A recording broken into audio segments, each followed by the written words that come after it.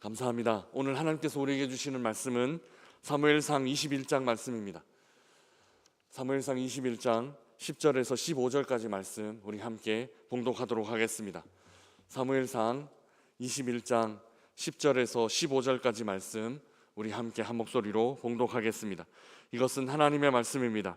그날에 다윗이 사울을 두려워하여 일어나 도망하여 가드 왕 아기스에게로 가니 아기스의 신하들이 아기스에게 말하되 이는 그 땅의 왕 다윗이 아니니이까. 무리가 춤추며 이 사람의 일을 노래하여 이르되 사울이 죽인 자는 천천히요 다윗은 만만이로다 하지 아니하였나이까 한지라.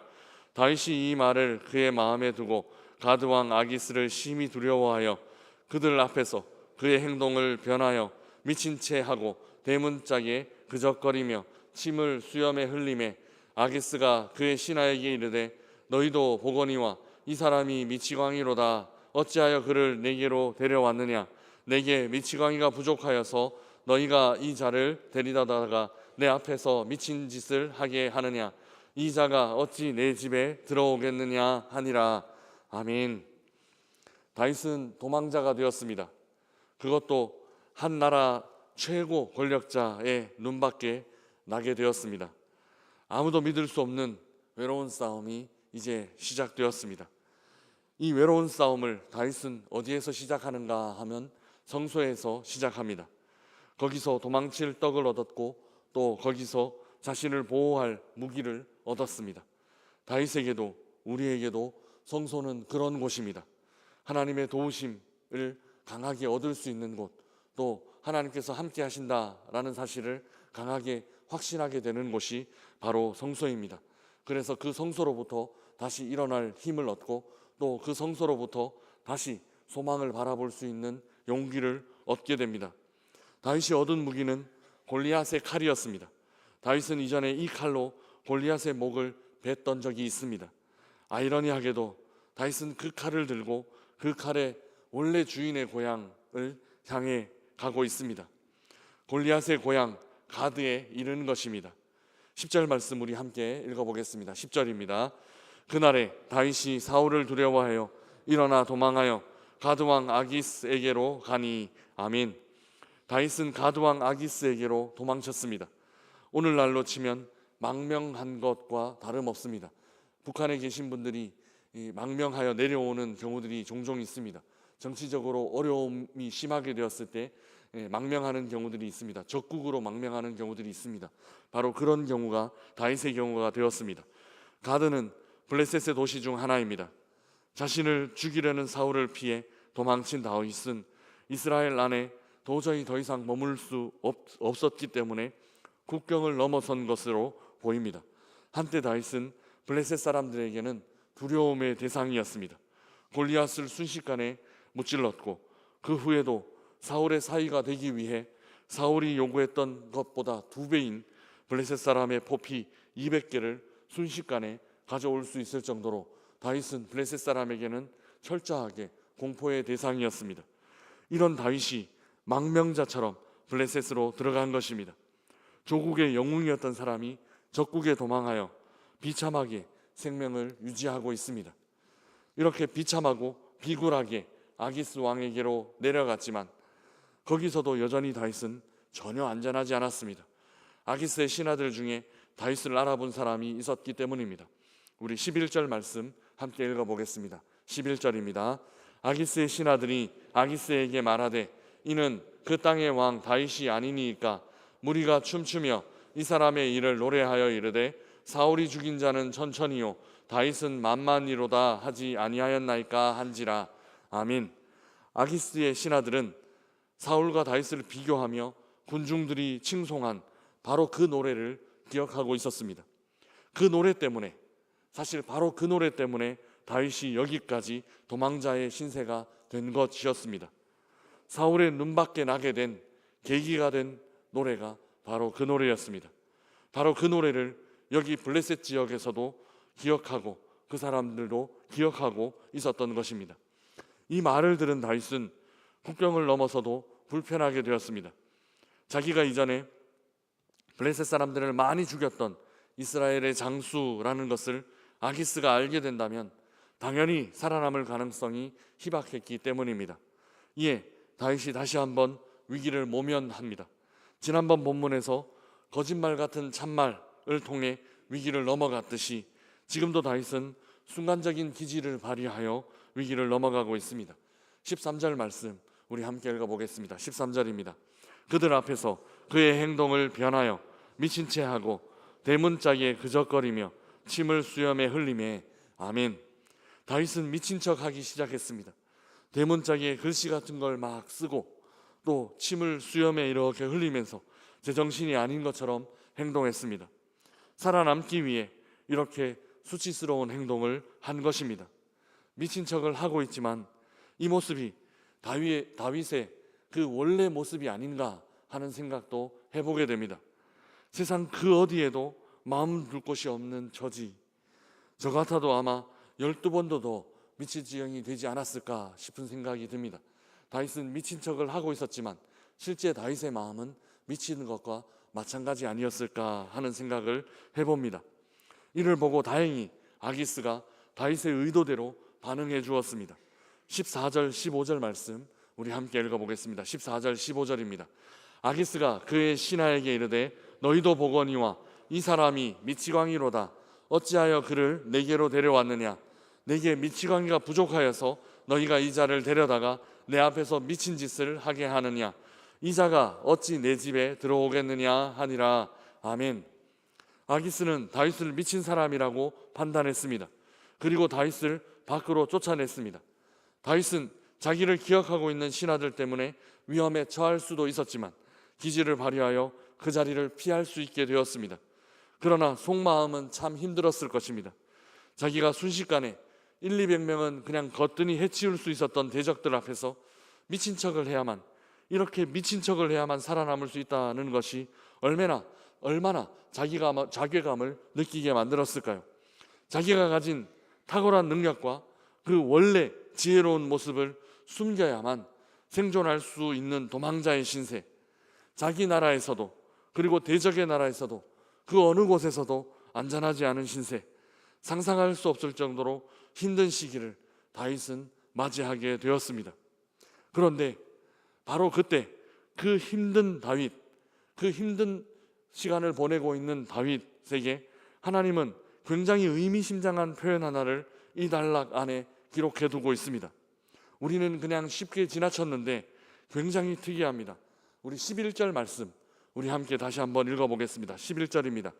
아기스의 신하들이 아기스에게 말하되 이는 그 땅의 왕 다윗이 아니니까? 무리가 춤추며 이 사람의 일을 노래하여 이르되 사울이 죽인 자는 천천히요 다윗은 만만히로다 하지 아니하였나이까 한지라. 아멘.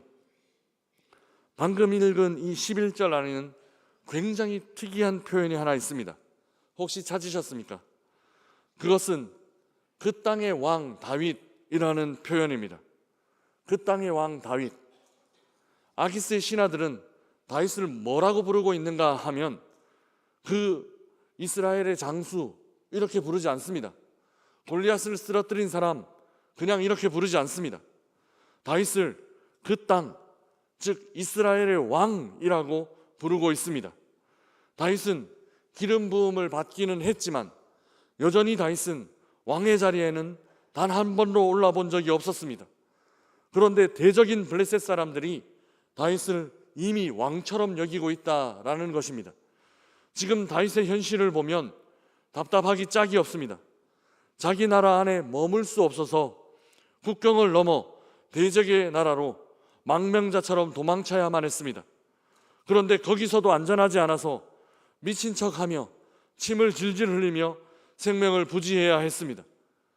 한 사람의 인생이 바닥이 아니라 그 바닥이라고 여겼던 지점보다도 더 아래로 떨어지는 중입니다. 여기가 가장 밑바닥인가 싶었는데 그보다 더 아래가 있습니다. 그리고 그보다 더 아래로 내려가고 있는 모습이 바로 다윗의 모습입니다.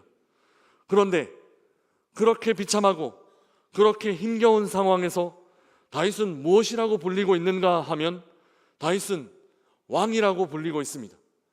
그 비참한 현장에서 처음으로 다윗 앞에 왕이라는 수식어가 붙었습니다.